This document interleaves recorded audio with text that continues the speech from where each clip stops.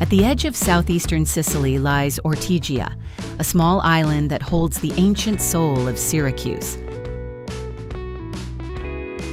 From above, Ortigia appears surrounded by the deep blue of the Ionian Sea, its stone buildings rising directly from the water. This is where history began, a place shaped by Greeks, Romans, and centuries of Mediterranean culture. At its heart stands the magnificent Cathedral of Syracuse, a unique monument built upon the remains of an ancient Greek temple.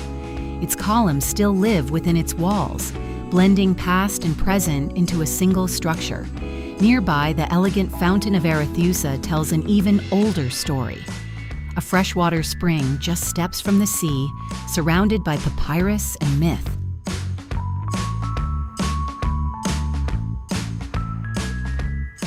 Walking through Ortigia means entering a labyrinth of narrow streets, sunlit squares, and hidden courtyards, where every corner reveals layers of history. From the sky, the geometry is striking. A compact island of stone, embraced by the sea on every side, where land and water are inseparable. The light here is unique. It reflects off the pale stone, dances on the water, and fills the streets with a warm, timeless glow.